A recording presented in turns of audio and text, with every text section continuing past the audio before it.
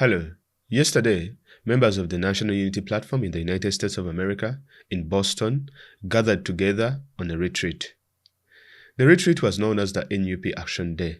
It was virtually blessed by His Excellency Robert Kyagulanyi Ssentamu, as well as other dignitaries from Uganda to represent the National Unity Platform from the Secretariat that included the Secretary General, other MPs, and so many other people.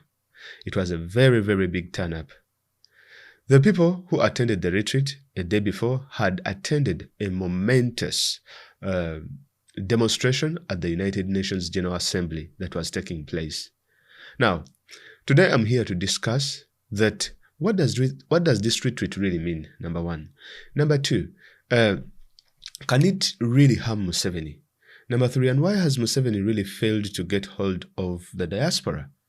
And also, how can the National Unity Platform, His Excellency Robert Kyagulanyi Ssentamu, tighten their grip on the diaspora?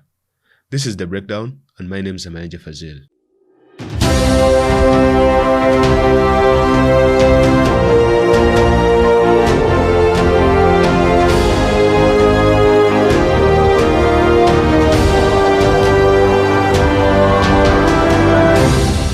All right. So guys, now, yesterday, we saw something that has not happened before, something that is getting much bigger, something that is getting much gargantuan, should I say.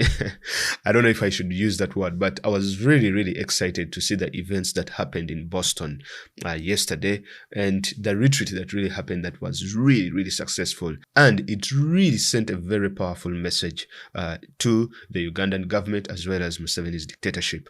Now, first and foremost, in this retreat, His Excellency Robert Kyagulanyi Ssentamu was supposed to be there. But unfortunately, while on his trip at a stopover in Qatar, he was blocked, whereby he had been in South Africa earlier on, and then South Africa had been one of the red lists, and people from South Africa had to quarantine for 14 days. Unfortunately, because of the engagements in South Africa, and he had not yet, the 14 days of quarantine had not yet elapsed, so he was not able to travel to this particular event. What happened was he only stopped in Qatar, and he had to head back to Uganda. But he was there virtually and delivered a keynote speech to the people who had gathered for this particular event. What is this retreat all about, the so-called NUP Action Day retreat? Now, the NUP Action Day retreat is where Ugandans in the diaspora, especially in America, because this is where it has started, where they gather and talk about, because the topic of the day was, strategies and things that they can do in order to strengthen the fight against the dictatorship in Uganda. So the Ugandans come together, they gather together, they speak about these issues, they interact with leaders from the Secretariat, they interact with leaders who are in positions of power, for example, the members of parliament, as well as interacting with the president himself of the National Unity Platform. And that is what literally went down. Then afterwards, they had they can have a Mary and that kind of stuff. But before all that, they did some sort of protests at the United Nations General Assembly that was taking place at the time. And as you can see in the pictures, so many people really, really turned up at the United Nations General Assembly to protest. And I mean, I think we had the biggest numbers at this particular protest. And that's why you see even people like Museveni, they no longer want to travel to the diaspora because they know no one will be there to roll down the red carpet for them or to embrace them and get such kind of crowds welcoming them that are legitimate. Unlike in Uganda, Museveni can pay off people and fetch supporters from different districts. Museveni supporters are always the same. Like if you look in pictures, and you identify a face, that same face, you will see it in the northern part of Uganda, you will see it in the western part of Uganda, as well as the central. They are the same people that are being transported all over the place, and they are given transport allowance as well as food.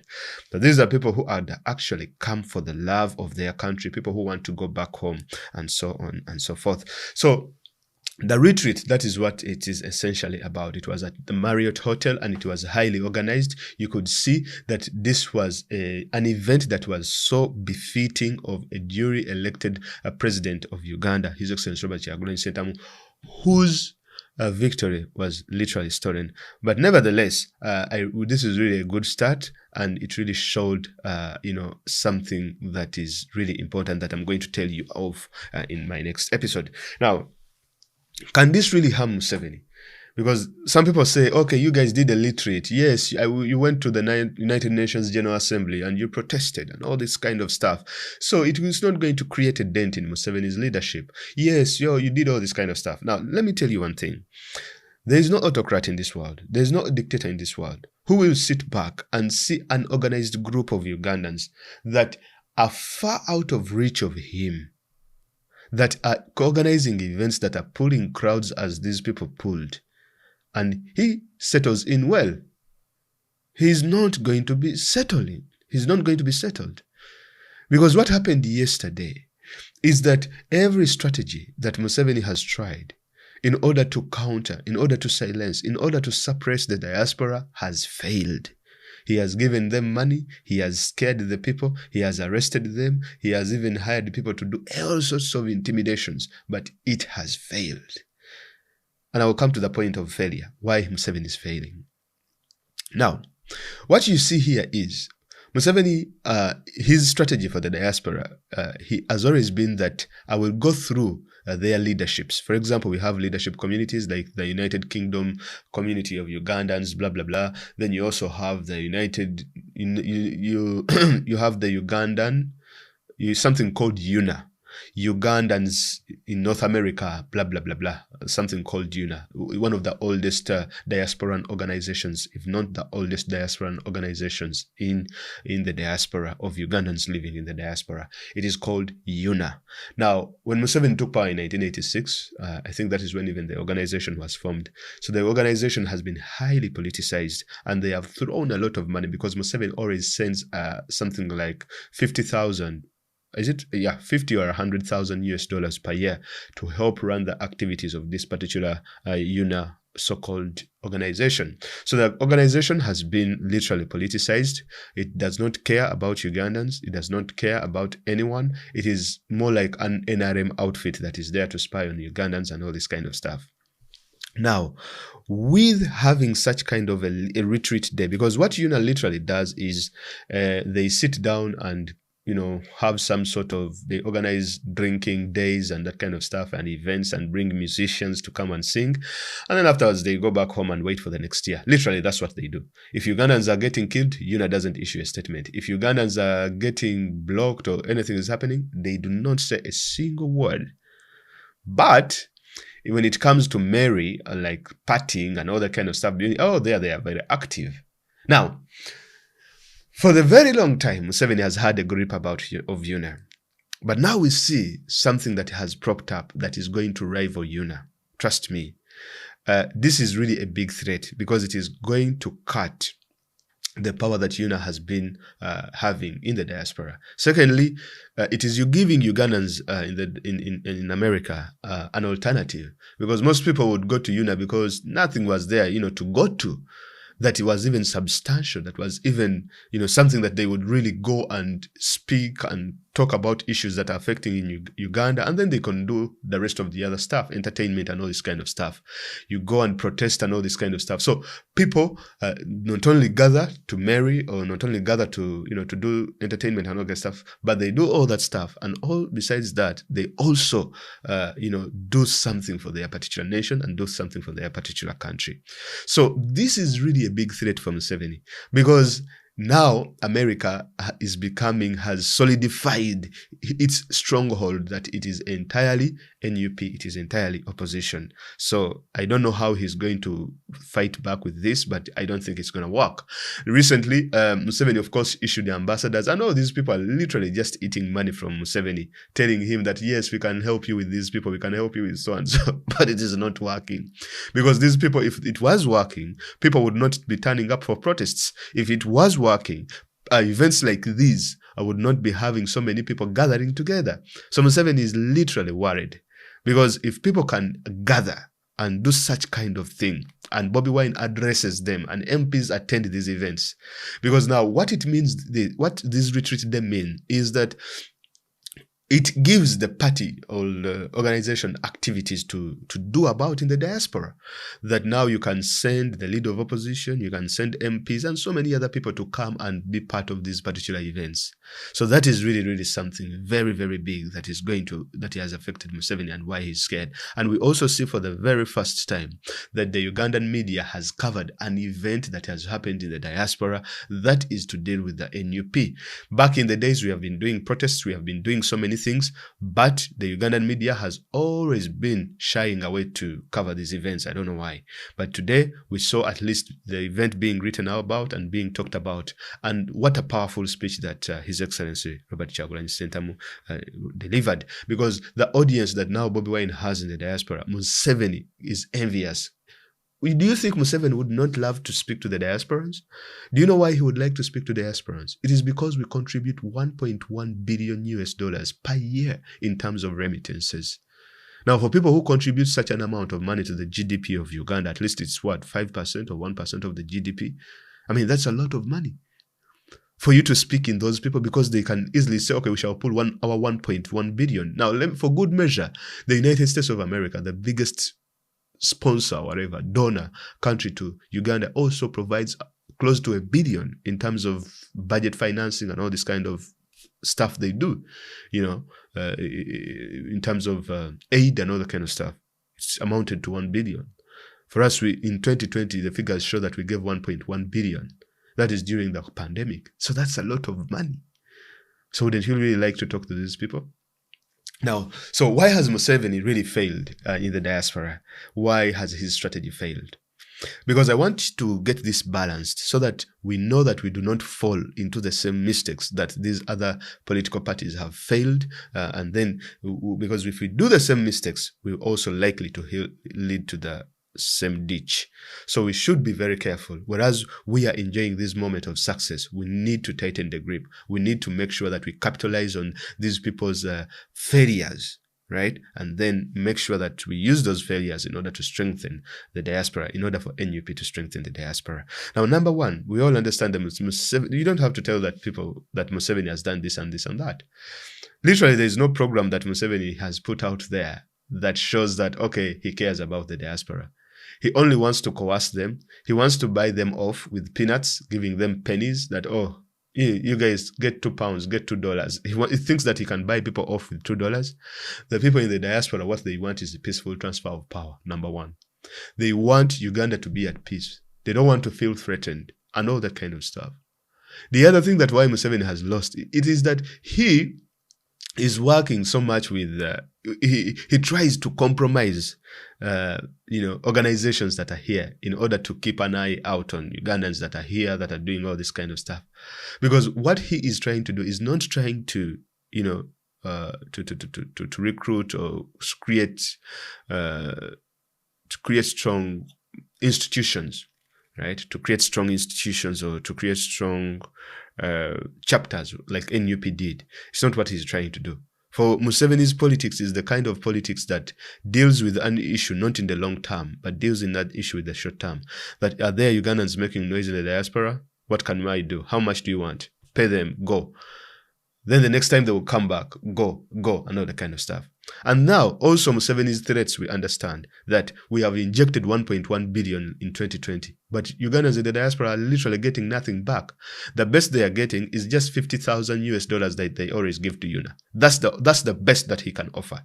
$50,000 that they offer to UNA. You know the number of Ugandans in the diaspora? It's close to 1 million. You look at Ugandans in China, they were stranded during the COVID-19 pandemic. What happened? They left them there to fend for themselves. The Ugandans in Afghanistan, Afghanis were brought and given all the luxurious first-class 5-star hotel, put into hotels and all that kind of stuff.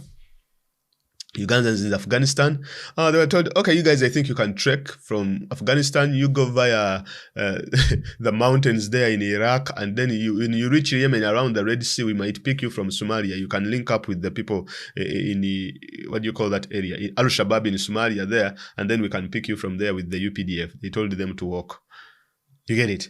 I think you do understand the point, okay? So if you do such kind of things, definitely no one is going to love you.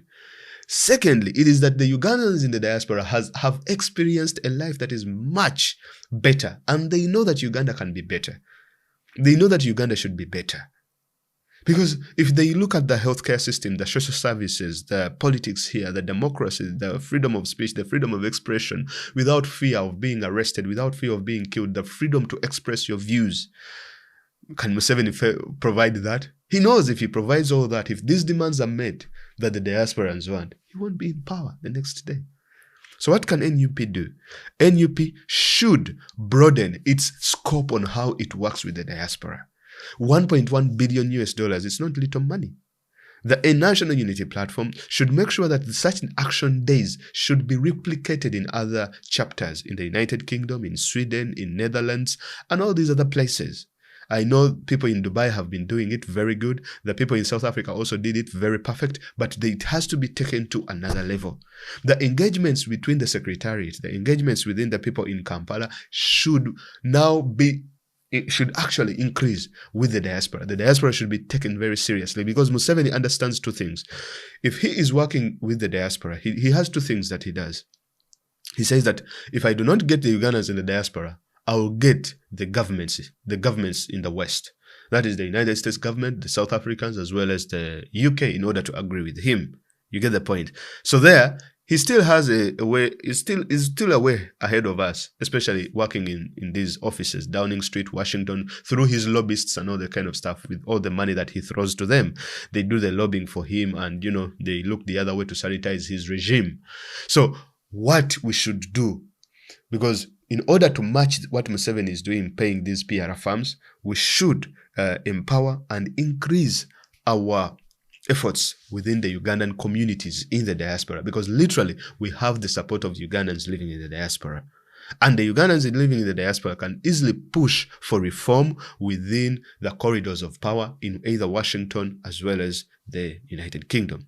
So NUP should take the diaspora as seriously as possible. It should be engaging the diaspora as much as possible. It should be having, I think, as many engagements as possible on how they can improve and how they can work together. The leader of opposition, they should be clear things of what the NUP are going or will be doing for the diaspora. Right?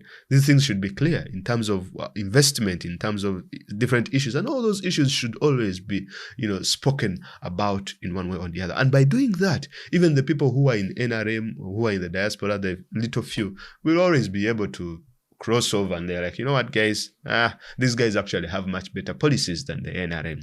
But this is a good start. This is something that is really good. The event was really colorful, what was really perfect. And let me tell you one thing. There is no one in Uganda who is in the NRM who actually saw that event and it left them the same. Do you know what it means for Muhoozi not to be able to leave the country? Do you know what it means for Natasha, Museveni, and all these other people? Have you ever seen Muhoozi or these other people, all these other guys speaking to the diasporans? They cannot, because they cannot travel, number one. Number two, there are no Ugandans who are going to come and listen to them. That's what they're afraid of. But even if, let me tell you, I can guarantee you, without fear of contradiction, if Muhoozi held a diaspora event and Solomon Kampala, the 14-year-old Bobi Wine's son, held an event in the diaspora, I can guarantee Museveni, Salim Saleh, Natasha Kalujire, and all the entire Museveni crime family combined, if they held an event and Solomon Kampala held an event, I bet Solomon Kampala will get more people to listen to him than Mr. Museveni and his crime family. Without fear of contradiction, that one I know. So that shows the power of how really Ugandans really want to change. So to wind this down, more action days should be done. More action days should be put out there. More things should be done. More activities should be brought up, and more strategies should be, brought up. And also, the NUP should work so much in order to improve their media. I will do an episode about the media thing, but then they should make sure that they always move with the media team in order to cover these events, in order to publicize these events, so that other people can know about what NUP is doing, as well as how it's working with the diaspora. Otherwise, without any further thing. I would like to thank you for watching this particular episode, and thank you very much for listening to me. If you found this video to be useful, or if you found a few things that I've spoken that maybe you might agree or disagree, you can always leave it in the comment down below. But also give the video a thumbs up so that it can help reach different people and the organizers of the event. Thank you very much. You guys did a very wonderful job. And also just share the video with your friends, and we shall meet in the next one. Bye-bye.